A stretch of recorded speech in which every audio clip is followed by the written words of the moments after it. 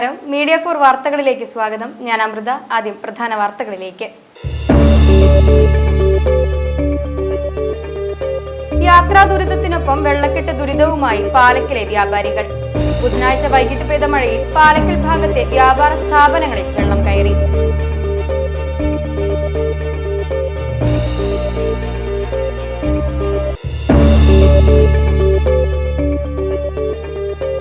പടിഞ്ഞാറ് പെരുമ്പള്ളിശ്ശേരി രാമപുരം ശ്രീരാമ ഹനുമാൻ ക്ഷേത്രത്തിലെ പ്രതിഷ്ഠാദിന ആഘോഷത്തിന്റെ ഭാഗമായി എണ്ണ സമർപ്പണം നടന്നു.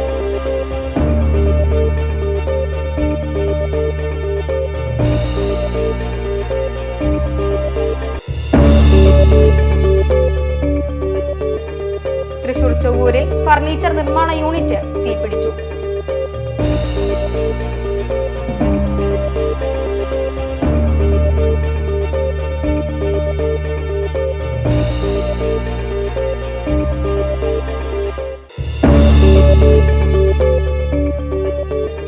തൃശൂർ നഗരത്തിലെ വെള്ളക്കെട്ടിൽ പ്രതിഷേധിച്ച് പ്രതിപക്ഷ കൗൺസിലർമാർ തൃശൂർ കോർപ്പറേഷന് മുന്നിൽ പ്രതിഷേധിച്ചു.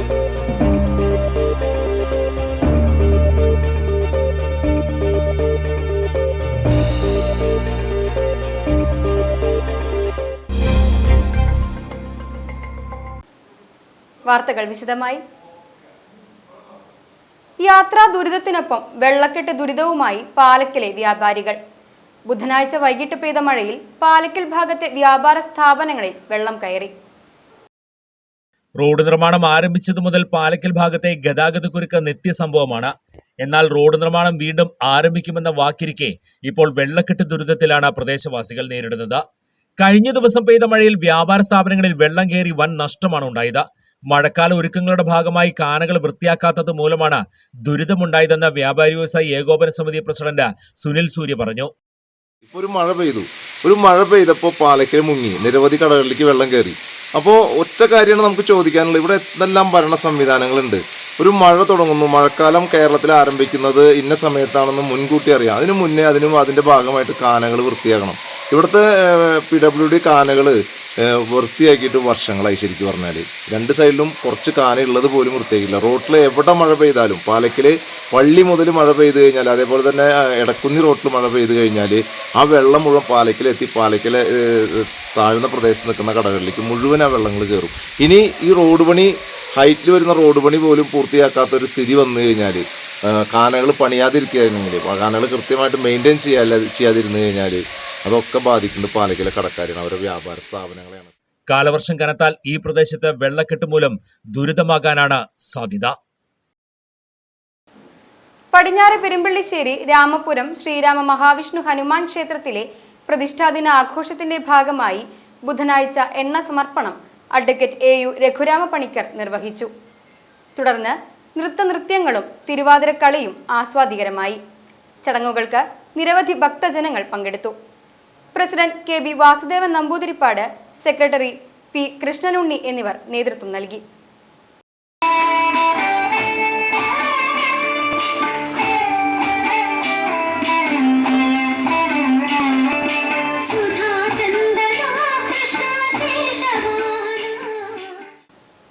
തൃശൂർ ചൊവ്വൂരിൽ ഫർണിച്ചർ നിർമ്മാണ യൂണിറ്റിന് തീപിടിച്ചു. സീവീഡ് വുഡ് ഇന്റീരിയേഴ്സ് എന്ന സ്ഥാപനത്തിലാണ് തീപിടിച്ചത്. വ്യാഴാഴ്ച പുലർച്ചെ 1:15 സംഭവം. തൃശൂർ, ഇരിങ്ങാലക്കുട, പുതുക്കാട് എന്നിവിടങ്ങളിൽ നിന്നെത്തിയ അഗ്നിരക്ഷാസേന തീയണച്ചു. തൃശൂരിൽ നിന്നും assistant station officer Shanavas TS, senior fire rescue officer Jyothikumar KA എന്നിവരുടെ നേതൃത്വത്തിലായിരുന്നു തീയണച്ചത്. തീപിടുത്തത്തിന്റെ കാരണം വ്യക്തമല്ല.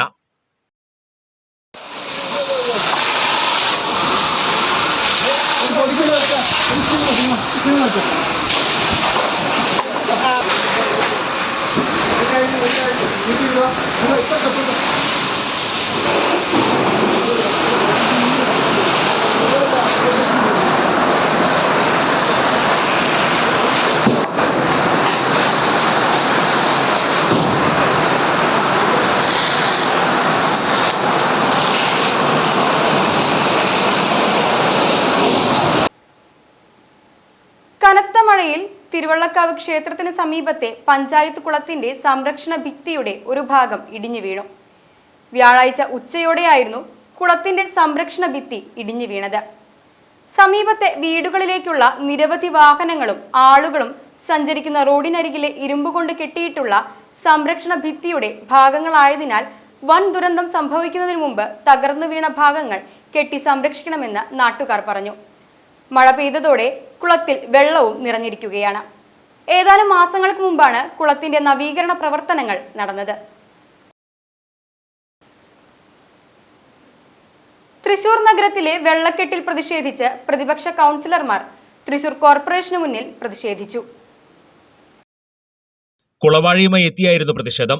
കോർപ്പറേഷന് മുന്നിൽ വെച്ച് കൗൺസിലർമാരെ പോലീസ് തടഞ്ഞു. ഇതോടെ കൗൺസിലർമാർ കുളവാട കോർപ്പറേഷനുള്ളിലേക്ക് എറിഞ്ഞ് പ്രതിഷേധിച്ചു. കൗൺസിലർമാരെ പിന്നീട് പോലീസ് അറസ്റ്റ് ചെയ്ത് നീക്കി. ഒരുപാട് പേർക്ക് നാശനഷ്ടമുണ്ടായി. സമീപത്തുള്ള അശ്വിനി ഹോസ്പിറ്റലിൽ 3 കോടി രൂപയുടെ നഷ്ടം വന്നു എന്നാണ് ഇന്ന് ഞാൻ അശ്വിനി ഹോസ്പിറ്റലിൽ സന്ദർശിച്ചപ്പോൾ അവർ അധികാരികൾ പറഞ്ഞത്. 3 കോടി രൂപ നഷ്ടം. ജനങ്ങൾക്ക് ഒരുപാട് നഷ്ടമുണ്ടായി. ഒരുപാട് സാധനങ്ങൾ നശിച്ചു. ഒരുപാട് കടകളിൽ വെള്ളം കയറി അവരുടെ വിൽപ്പനയ്ക്ക് വെച്ച സാധനങ്ങൾ നശിച്ചുപോയി. മേയർ എവിടെ? മേയർ മൂന്നാറിലേക്ക് ടൂർ പോയിരിക്കുകയാണോ? മേയർ തിരുവനന്തപുരം പോയിരിക്കുകയാണോ? മേയർ കൊല്ലത്ത് ഒരു വീട്ടിലേക്ക് ബന്ധുവിന്റെ വീട്ടിൽ താമസിക്കാൻ പോയിരിക്കുകയാണോ? മാധ്യമങ്ങളിൽ വാർത്ത വന്നില്ലേ? ദൃശ്യമാധ്യമങ്ങളിൽ വാർത്ത വന്നില്ലേ? മേയർ വരേണ്ട കടമ മേയർക്കില്ലേ? ഇത് നോക്കേണ്ട അർത്ഥം CPM നേതൃത്വത്തിലില്ലേ? CPM ജില്ലാ നേതൃത്വം എന്ത് ചെയ്യുന്നു? ഗവൺമെന്റ് എന്ത് ചെയ്യുന്നു? ഈ ജില്ലയിലെ മന്ത്രിമാർ എന്ത് ചെയ്യുന്നു? MLA എന്ത് ചെയ്യുന്നു? 3 കോടി രൂപ തൃശൂർ കോർപ്പറേഷൻ കൗൺസിലെ തോട് ക്ലീനിങ്ങിന് വേണ്ടി പാസ്സാക്കിയിട്ടുണ്ട്. DPC അംഗീകാരം ലഭിച്ചിട്ടുണ്ട്. ഈ നിങ്ങളോട് സംസാരിക്കുന്ന ഈ സമയത്ത് പോലും ടെൻഡർ നടപടികൾ പൂർത്തീകരിച്ചിട്ടില്ല. മഴക്കാല ശുചീകരണ പ്രവർത്തനങ്ങൾക്ക് ടെൻഡർ നടപടികൾ മുന്നോട്ട് പോകാൻ തടസ്സമില്ലെന്ന് ജില്ലാ കളക്ടർ പറഞ്ഞിരിക്കുന്നു. ഗവൺമെന്റ് പറഞ്ഞിരിക്കുന്നു. മേയർക്ക് എന്താണ് തടസ്സം? അപ്പൊ അതുകൊണ്ട് ഇത് മേയറുടെ കടുത്ത അനാസ്ഥയാണ്. CPM നേതൃത്വത്തിലുള്ള ഭരണസമിതിയുടെ അനാസ്ഥയാണ്. നഗരത്തിലാകെ വെള്ളക്കെട്ട്.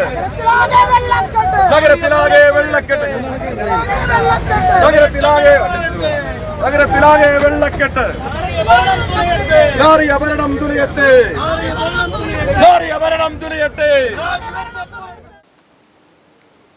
ബുധനാഴ്ച വൈകിട്ട് പെയ്ത കനത്ത മഴയിൽ തൃശൂർ നഗരം വെള്ളത്തിൽ മുങ്ങി. അശ്വിനി ആശുപത്രിയിൽ വെള്ളം കയറി. ആശുപത്രിക്ക് സമീപമുള്ള 10 വീടുകളിലും വെള്ളം കയറി. റെയിൽവേ സ്റ്റേഷൻ പാർക്കിങ്ങിലും വലിയ വെള്ളക്കെട്ടാണ് രൂപപ്പെട്ടത്. കൊച്ചിൻ ദേവസ്വം ബോർഡ് ഓഫീസിന് സമീപത്തെ താഴത്തെ നിരയിലുള്ള കടകളിലും ശങ്കരയ്യ റോഡിലെ വീടുകളിലും വെള്ളം കയറി. ബിഷപ്പ് പാലസിന് സമീപം മതിൽ ഇടിഞ്ഞു വീണു. കനത്ത മഴയെ തുടർന്ന് തൃശൂർ നഗരത്തിൽ വലിയ ഗതാഗത കുരുക്കാണ് അനുഭവപ്പെട്ടത്. ജില്ലയിൽ ഇന്നും നാളെയും ഓറഞ്ച് അലർട്ട് പ്രഖ്യാപിച്ചു.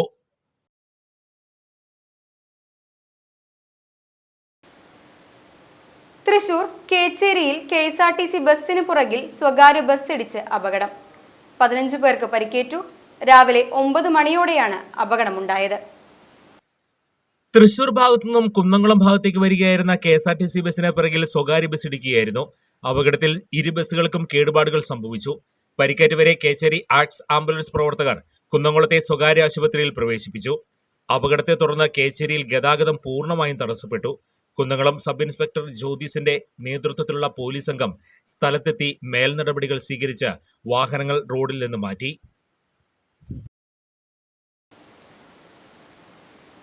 കൊടകര പൂനിലാർക്കാവ് ദേവീക്ഷേത്രത്തിൽ മോഷണം. ക്ഷേത്രത്തിന്റെ ഗോപുരത്തിനോട് ചേർന്നുള്ള സ്റ്റോർ റൂമിൽ സൂക്ഷിച്ചിരുന്ന സ്വർണം പൂശിയ കോലവും അതിൽ അണിഞ്ഞിരുന്ന സ്വർണമാലയും കവർന്നു. ഏകദേശം 3 ലക്ഷം രൂപയുടെ നഷ്ടം വന്നതായാണ് പ്രാഥമിക വിവരം. വ്യാഴാഴ്ച പുലർച്ചെ ക്ഷേത്രത്തിലെത്തിയ പൂജാരിയാണ് മോഷണ വിവരം അറിയുന്നത്. ഉടനെ ക്ഷേത്രം അധികൃതരെ വിവരം അറിയിക്കുകയായിരുന്നു. ക്ഷേത്ര നടപ്പന്തലിലുള്ള ഭണ്ഡാരത്തിന്റെ താഴെ തകർത്ത് മോഷണം നടത്തിയ ശേഷം മോഷ്ടാവ് ചുറ്റമ്പലത്തിന്റെ വാതിലും തകർത്താണ് അകത്ത് കടന്നത്. ശ്രീകോവിലിന്റെ മുൻവശത്തുള്ള 2 ഭണ്ഡാരവും തകർത്ത് ചില്ലറ പൈസ ഒഴികെ എല്ലാം കവർന്നു. ശ്രീകോവിലിന്റെ വാതിൽ തകർത്ത് അകത്ത് കടന്നിരുന്നു. കൂടാതെ ക്ഷേത്രത്തിന്റെ ഉപദേവതകളുടെ അടക്കം 5 ഭണ്ഡാരങ്ങൾ തകർക്കുകയും മോഷണം നടത്തുകയും ചെയ്തു. ഒരു ഭണ്ഡാരം തകർക്കാനുള്ള ശ്രമവും നടത്തിയിട്ടുണ്ട്. ക്ഷേത്രത്തിലെ CCTVയുടെ DVR അടക്കം കവർന്നാണ് മോഷ്ടാവ് കടന്നു കളഞ്ഞത്. കൊടകര പോലീസ് എത്തി അന്വേഷണം ആരംഭിച്ചു.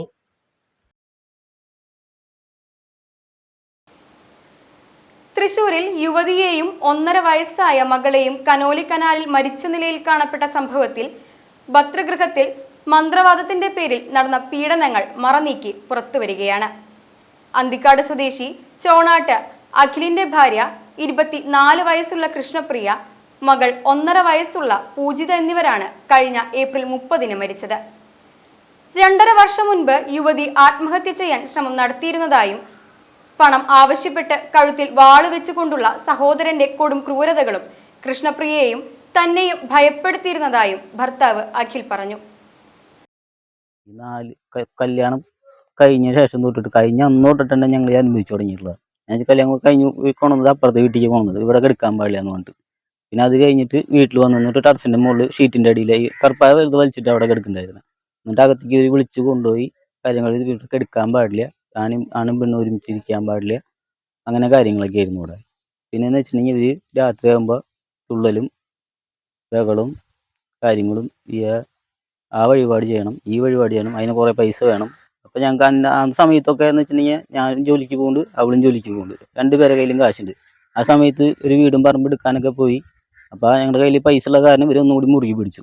പിന്നെ അങ്ങനെ ഇരിക്കുന്ന സമയത്തായിരിക്കുന്നു ഒരു ദിവസം ഞാൻ പണിക്ക് പോയിട്ട് വന്ന് നേരത്തോടെ പണി കഴിഞ്ഞു. 3 മണിക്ക് വേണ്ടി പണി കഴിഞ്ഞ് വരുന്ന നേരത്ത് ഇവിടെ വീട്ടിൽ നല്ല കലാപം നടക്കുന്നുണ്ട്. നോക്കുമ്പോൾ ഇവള് കരഞ്ഞിട്ട് റൂമിൻ്റെ ഇത് തുറന്ന് നോക്കുമ്പോൾ ഇവിടെ ഒരു ഷോളും ഇങ്ങനെ കുരുങ്ങിയിട്ട് ഒരു ഷോൾ ഇങ്ങനെ കെട്ടിയിട്ടിരിക്കുന്നുണ്ട്. അപ്പം ഞാൻ കുറേ ചീത്ത പറഞ്ഞ് തല്ലി. എന്നിട്ട് നോക്കുമ്പോൾ മേശപ്പുറത്ത് എൻ്റെ അമ്മേരെ പേര് എഴുതി വെച്ചിട്ട് എൻ്റെ മരണകാരണം നിങ്ങളുടെ അമ്മയാന്ന് പറഞ്ഞിട്ട് അന്ന് വീട്ടിൽ തല്ലുണ്ടാക്കിയിട്ട് ഞങ്ങൾ വാടകയ്ക്ക് ഇറങ്ങിപ്പോയതാണ്. അവിടെ നിന്ന് വീണ്ടും വിളിച്ചു വരുത്തിയതാണ് ഇങ്ങോട്ട്.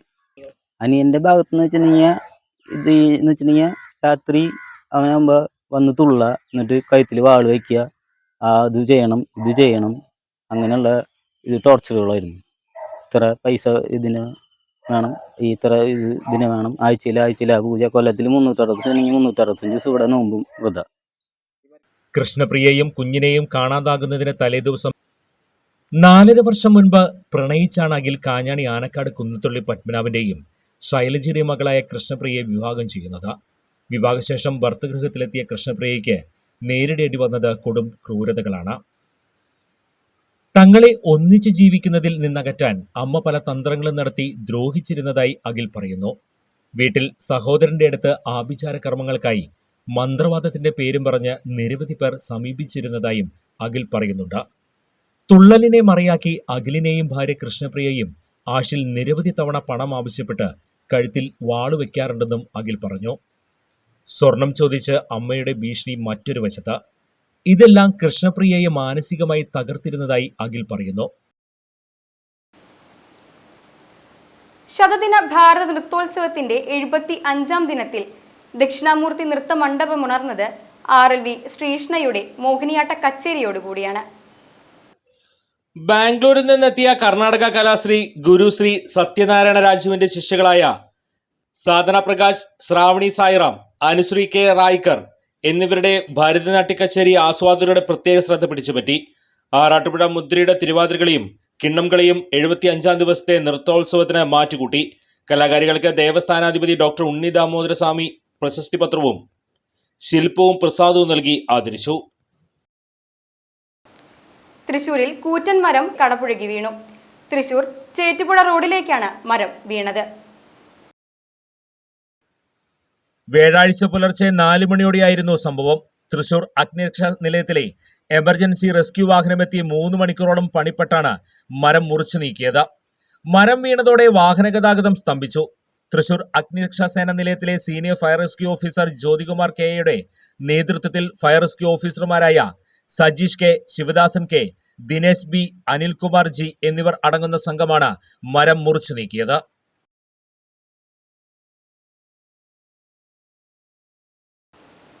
Cherpu government vocational higher secondary സ്കൂളിൽ ഹയർ സെക്കൻഡറി വിഭാഗത്തിൽ geography junior, political science junior എന്നീ വിഷയങ്ങളിലെ ഒഴിവുകളിലേക്ക് ദിവസവേതന അടിസ്ഥാനത്തിൽ താൽക്കാലിക അധ്യാപകരെ നിയമിക്കുന്നു. യോഗ്യരായവർ അസൽ സർട്ടിഫിക്കറ്റുമായി 27-ന് രാവിലെ 10-ന് സ്കൂൾ ഓഫീസിൽ ഹാജരാകണം.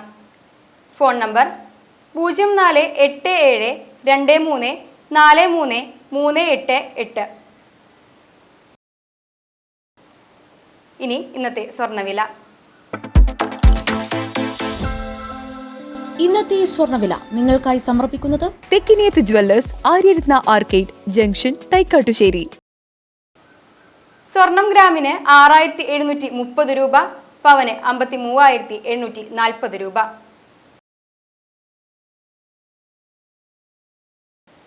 പ്രധാന വാർത്തകൾ വീണ്ടും.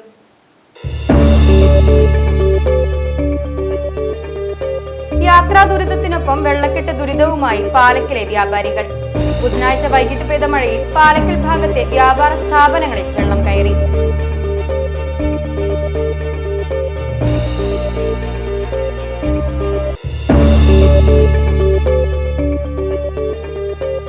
പടിഞ്ഞാറ് പെരുമ്പള്ളിശ്ശേരി രാമപുരം ശ്രീരാമ ഹനുമാൻ ക്ഷേത്രത്തിലെ പ്രതിഷ്ഠാദിന ആഘോഷത്തിന്റെ ഭാഗമായി എണ്ണ സമർപ്പണം നടന്നു.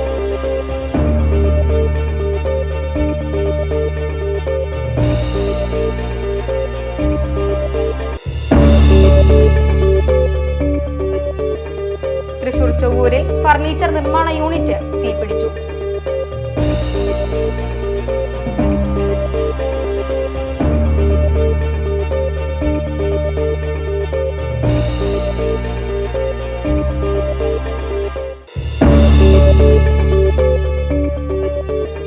തൃശൂർ നഗരത്തിലെ വെള്ളക്കെട്ടിൽ പ്രതിഷേധിച്ച് പ്രതിപക്ഷ കൗൺസിലർമാർ തൃശൂർ കോർപ്പറേഷന് മുന്നിൽ പ്രതിഷേധിച്ചു.